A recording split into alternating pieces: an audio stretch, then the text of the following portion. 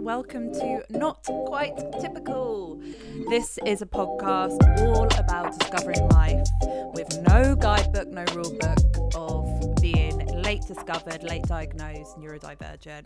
I'm Amber. I am late diagnosed autistic and ADHD, and I use this podcast to talk about my experiences, my stories of living life late diagnosed, what I'm discovering, what I'm learning. And as I say, there is no rule book, there is no guidebook when you get diagnosed. So I'm hoping that these conversations and these episodes can help people learn a little bit more and feel less alone in this world as we discover this very unique neurotype. Whether you are autistic, ADHD, dyspraxic, dyslexic, or combined neurodivergence, then this is a space for you. So welcome, and give this a subscribe, give this a like, give this a follow. You can find me on notquite_typical on Instagram, where I share more insights there and also just having little conversations. So please come say hello, leave a comment.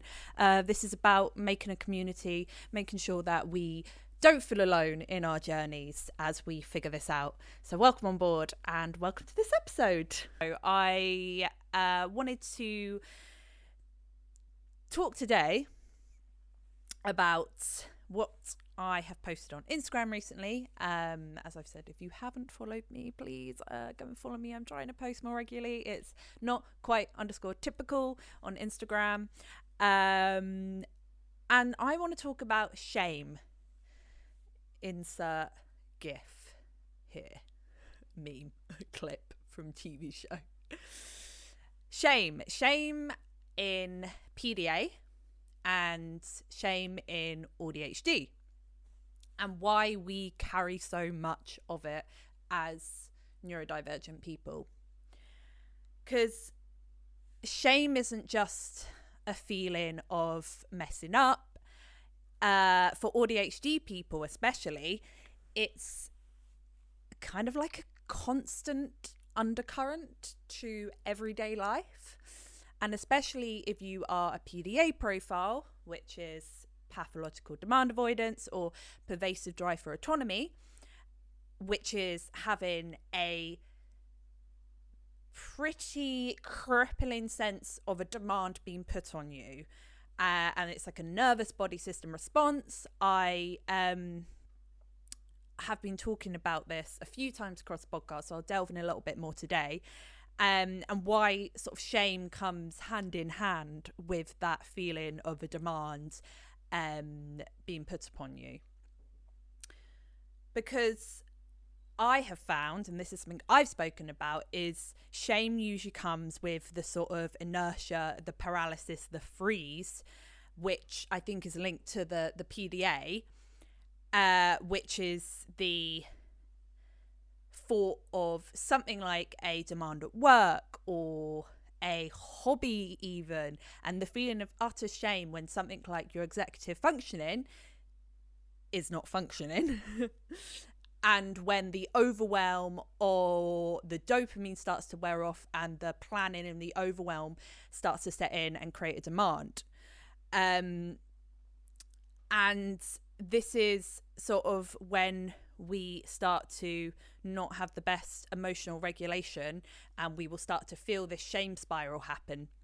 So each time the world says to us, just try harder, just keep going, just try harder, we then internalize the fact that we can't, even though we're trying to the best of our ability and we're trying so hard.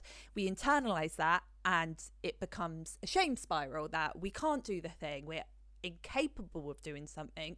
Plus, if it's to do with something like a hobby, which is something we have decided ourselves is a special interest or is a monotropic interest spiral, deep dive into something we find really interesting, suddenly when we can't focus on it or don't want to do the thing connected to it, we almost have even more shame that we can't actually do the thing that we set out as a hobby or an interest or the thing that we really, really want to do.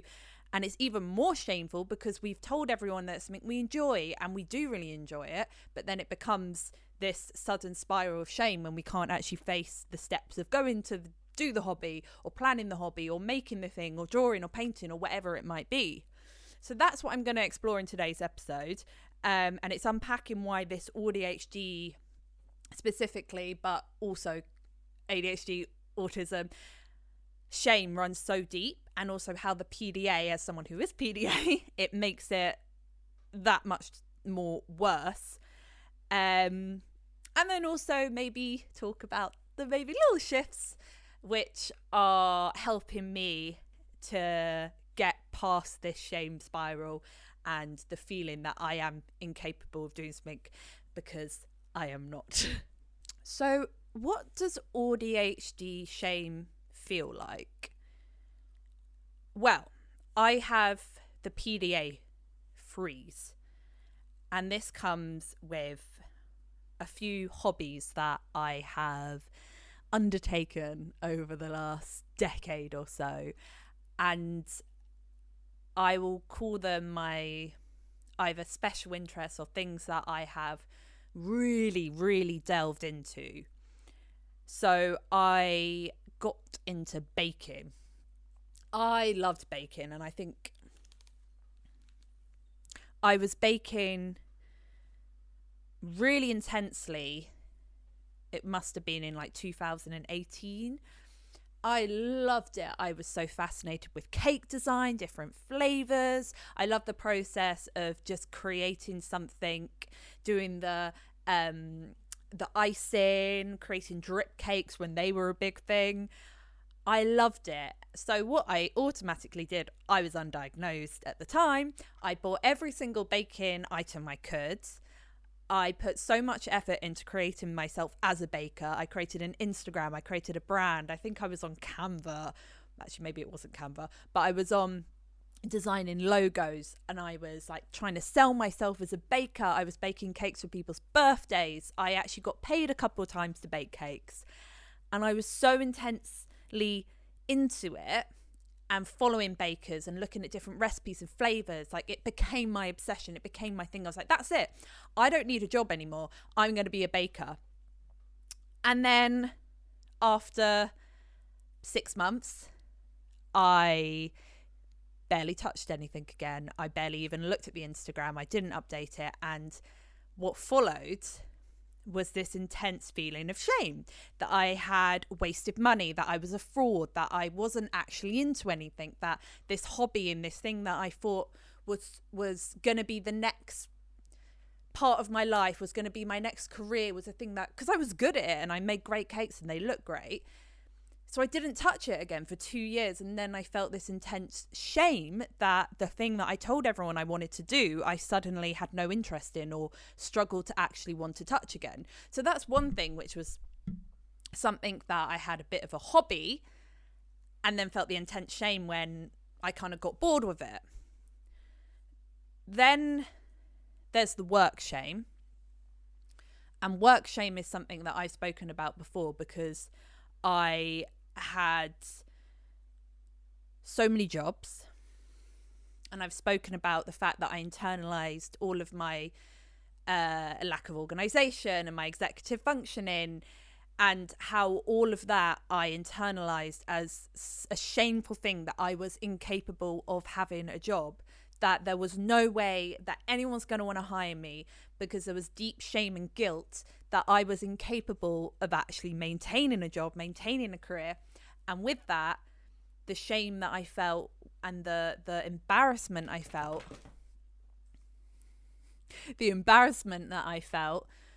over the fact that I was telling everyone that I wanted to be a creative person. I was in the creative industry. I was going to be in this job. I was going to be doing this. So there was so much shame that came with me leaving a job and having to say, oh, yeah, actually, I'm not doing that anymore. Yeah, I left that job. And it became this internalized guilt that every time someone spoke to me about my career, I was feeling so shameful that I was incapable of maintaining a job, or inside the job I was incapable of doing the actual work or of managing the workload. So that was another way that I was internalizing this deep feeling of shame and guilt, that I was just incapable to carry on with a job.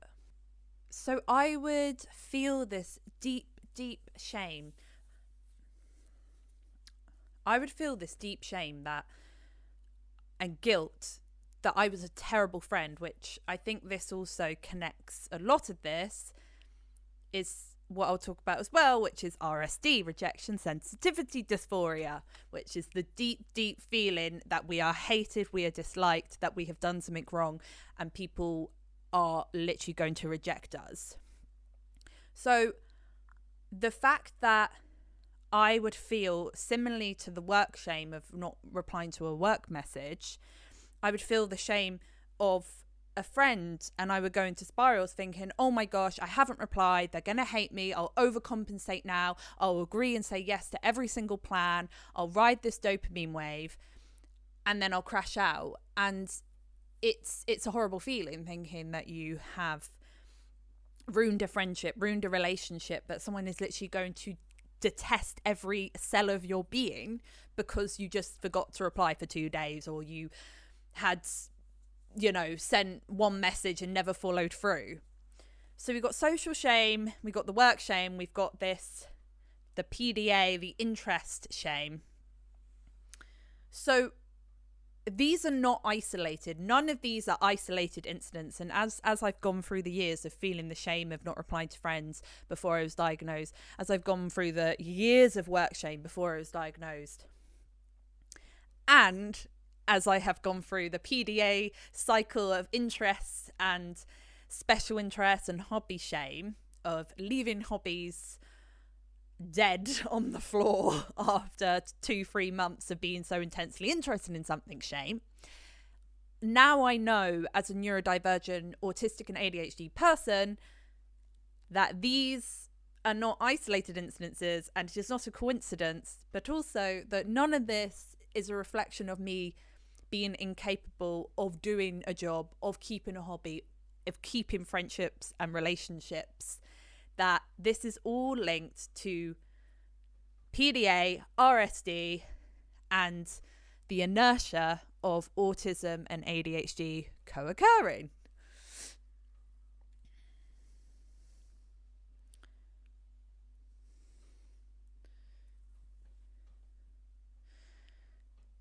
So I think it's good, as I've mentioned all these things, to explore the foundations of AuDHD shame.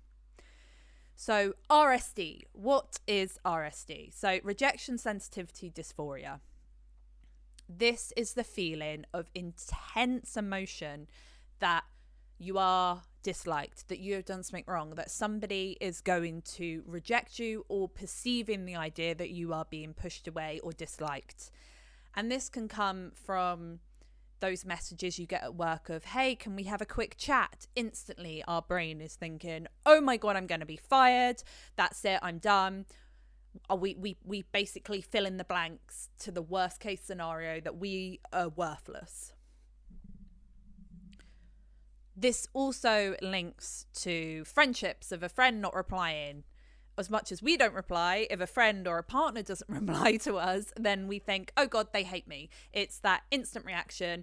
We're sitting in fright. We overcompensate with a million messages just to have that verification that we are not hated by a friend or a loved one. So RSD is the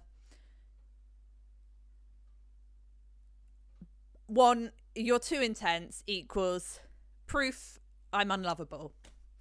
So we've got this shame foundation already of the feeling of being rejected, that shame feeling that runs through us already. Then we have the masking exhaustion. If we're shape-shifting all day, if we're having to mask in our job or in a social situation, we then crash. And the last thing we want to do is reply to a message or plan something or organise something. And that will run through everything in our life. That will then lead to more shame. I'm so tired, I can't go and do my food shop, therefore I just want to order some food in. There's then a shame of feeling that we're lazy or incapable of making our own food or cooking. We're actually, in that moment, the best thing for us is just something that's convenient. Then we have the executive dysfunction. We have the I want to bake, I want to go on that course, I want to paint a picture, I want to record a song, I want to record a podcast. And then we can't start. And then again, we feel lazy, we feel we're incapable, and that label of laziness and the shame of it just starts to stick with us. Then the pathological demand avoidance or pervasive drive for autonomy, that's not something that is just, I don't want to do that chore, I don't want to tidy my room, I don't want to go and do the food shop and make something. It is a perceived demand that our brain is noticing. Our nervous system is protecting us because it is perceiving something as danger. It's a demand, it's dangerous, it is going to either take away all your energy and burn you out, so we don't want to do it. But with that, you then start to have that internal voice of the laziness, of the shame, of, well, I should have baked that cake this weekend. I should have kept going with this because otherwise I'm never going to be that baker. And then you go into a panic, and then you start to feel the shame, and then you start to freeze. You have that I need to reply to this email or this Teams message at work, and then the avoidance starts to step in and you start to freeze and have the shame spiral. And it even then goes into things like, well, I should have a shower, I should wash my hair, it's been 3 days, I'm disgusting, I probably am so gross. But that's another demand, and then for another feeling of shame comes into you because we're told being dirty is really disgusting, not cooking fresh food is really unhealthy, not replying to messages on time is really rude, not being able to hand in your homework on time means you're really disorganized. So all of these things that we grow up being told are shameful if we are not able to do it. We are lazy, we are this, we are that. That is an external thought that we then internalize. And then if you are late diagnosed, you have this belief for 20, 30, 40 years of your life in constant shame. So even when you have that diagnosis, and for me, after 27 to 30 years of being undiagnosed and unaware, of course I suddenly didn't just snap out of the shame spiral and suddenly go, actually, none of this was my fault. It's something that I've now had to slowly unpack as something that I was doing and something that I was internalizing and believing, which wasn't true. And it was something that society had told me for years and years. My school system had told me, my work had told me. And I think you start to go, well, everyone else can do it, why can't I? And comparison is obviously one of the most dangerous things that you can do, especially as a neurodivergent person or an undiagnosed neurodivergent person. So that's why learning and being diagnosed and understanding that there is so much in this world that I have internalized as a fault on me. So for me, the shame really would set in with my hobbies. So I'm not ashamed to admit that I've had many a hobby and many interests over the last decade or so, and I intensely will put my brain into things, and I will buy every single thing possible to do with it. I will invest money and time into things. I'll be quite good at it. And then I will drop it, forget about it. But the cycle that this usually happens is not that I'm drop it because I don't like it anymore. It's usually because I then attach a demand to it. For example, a couple years ago, I decided I wanted to do acting, and I had tried to sort of do this as a teenager, never pursued it. never went to drama school. And then I thought at the age of 30, well, why don't I just try some acting classes? So I signed up, spent some money on 2 different acting classes. And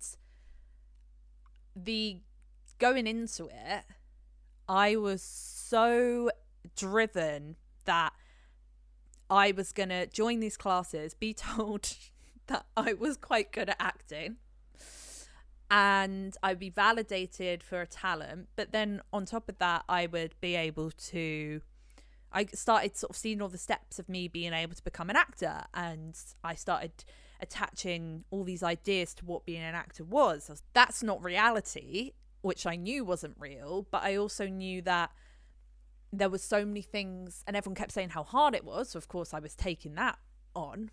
So I just felt this shame that I've told everyone I wanted to be an actor. I did all these classes and I was like pursuing it half-heartedly.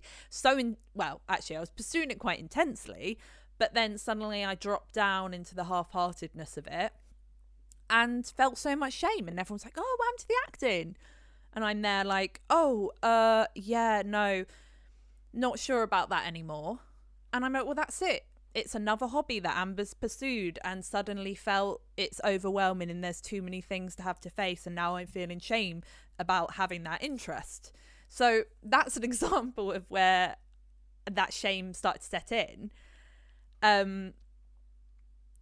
But the positive side of all of this and how I'm now reframing it is these sort of tiny shifts, which I think are really manageable ways that I have found beneficial for these feelings of shame, where that PDA comes in, where the rejection sensitivity dysphoria comes in. Because I think naming... Okay. So what are the shifts? What are the things that we can try and do that can help when these shame spirals start, whether that's based on a hobby, whether that's based on our work and our capability, relationships, social, when we start to compare ourselves to a neurotypical standard, or when we start to feel that we are going to be labelled lazy, avoidant, forgetful, rude. So to stop that feeling of shame, which we can deeply internalize, I think there's 3 things that have helped me get to this point where I can recognize and I can start to soothe, and especially on the nervous system. So, number 1, naming the mechanism. If I name PDA, or rejection sensitivity dysphoria, RSD, if I name it in the moment that I start to notice it, this can help me recognize that this is not a moral failure. If I say this out loud in the moment, I'm overwhelmed right now. My brain has created a demand based on my interest. This is not me failing. This is me perceiving a demand. That then gives me the ability to break it down and pull apart what I believe is the impossible at that moment. And it also helps me understand that I'm not broken. And this can help with sort of diffusing the spiral that I'm about to go into. So, for example, for me, recording this podcast has sparked the shame spiral. I love recording this podcast. I love talking. I love speaking out. I love the feeling that I am helping people, and I love sharing my stories. It really helps me. I get a dopamine kick from it. I feel that I'm helping in some way as well. So if I am facing recording a podcast like today, I was like, I'm going to record this and I'm going to film it. I noticed when I started to think a lot about where I was going to film this, at what time I was going to do it, how I was going to set it up, that I started to loop into the spiral of shame. I started to feel demand coming in because my demands started to go up, the PDA started to go up, and I started to see demands that I was creating for myself. When I noticed that, I had to sort of pause and say, okay, PDA is popping up. PDA is wanting to take control here and wanting to diffuse all this and just stop anything that I'm planning. So with that, I was able to sort of stop and just say, what's the first thing that I can do? Okay, I can set up my camera, find that spot, set it up, and that's all I need to do right now. Okay, then once I've done that, I can focus on the next step. So even in this moment today, I was having that PDA thoughts coming through. So I was able to sort of name it and help diffuse it before the spiral set in. Otherwise, I would not be sitting here recording this. So number 2, my reframe of my special interests. I think I'll have to do a whole entire episode on monotropism, because that is something that because there are lots of words that we learn as we find, as we get diagnosed. But I call this the mini pools reframe. I did think these were called oyster pools, but I actually am not sure if these are a thing.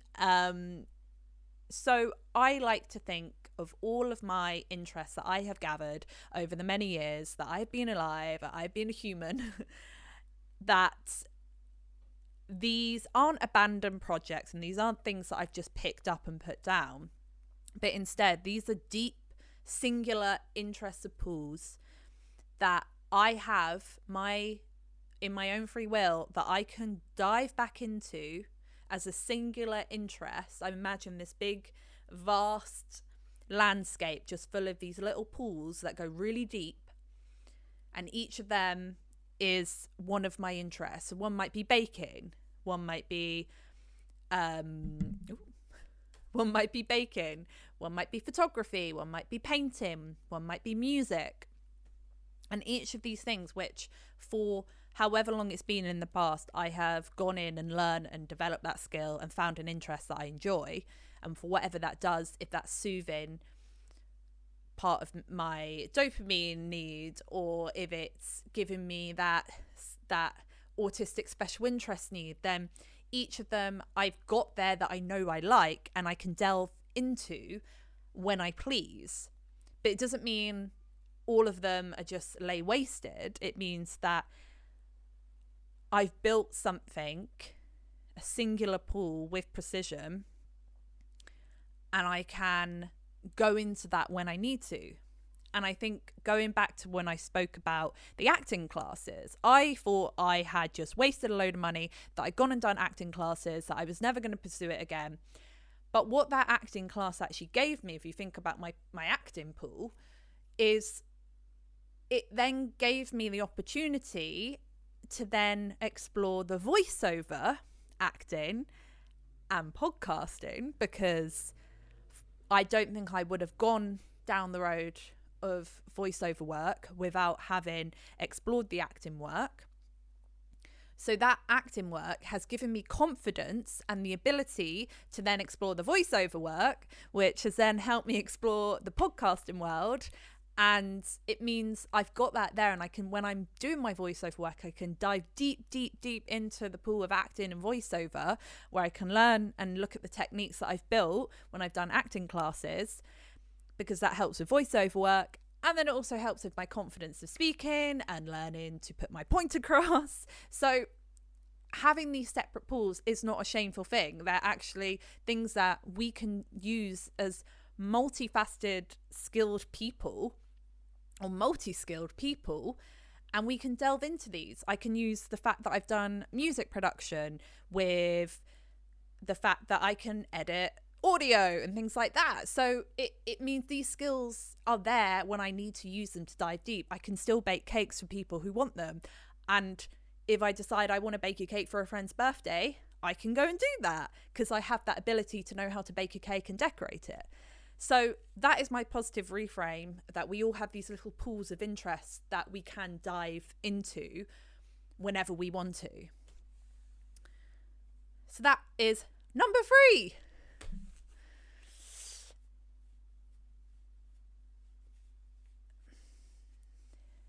I think number 3 is one of the most helpful ones, which is the permission to be small.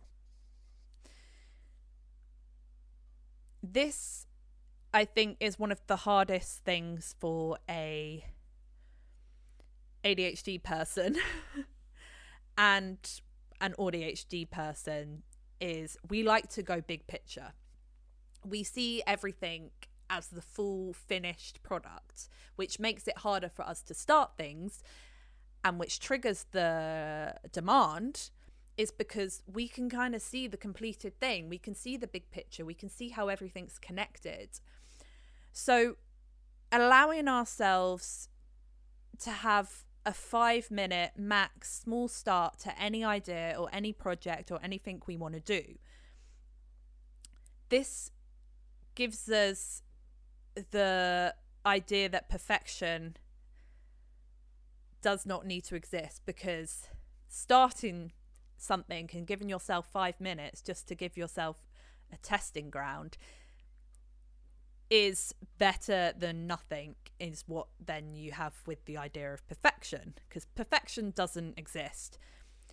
And I'm always soothed by the idea and the thoughts of every single artist and creative person who continuously tells you that they did 700 drafts, they wrote 400 bad plays and scripts and things, or bad paintings, before they had the thing that they're then famous for or known for or enjoy doing.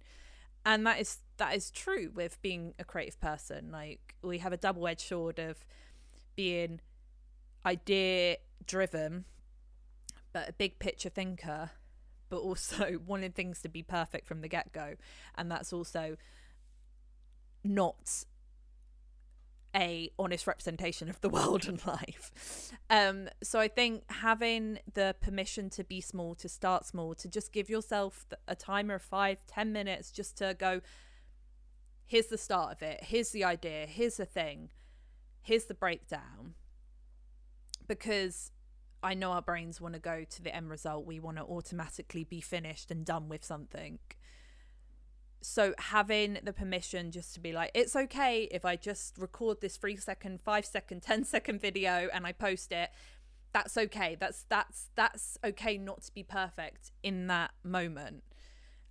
And it can help with the idea that you've done something, you've given it a go, you can tick things off. I think having a belief shift is giving ourselves consistent reassurance that we are autonomous seeking beings. We like depth and we like safety, and that is something that is not a failure on us. That's just the wiring of our brains. Because before, I would say, I'm flaky, I'm inconsistent, I am too much, I am lazy, I'm never able to stick at something. But the fact is, like, that is never going to change. But what I do have is so many talents and interests that I can pursue when I want to, which is amazing, and talk about at length. And I have this great drive for autonomy that if someone does know I've got that interest, they can come to me, they can give me a task, and they know that I'll be able to do it because I have that interest already. And also to do something autonomously, it's great.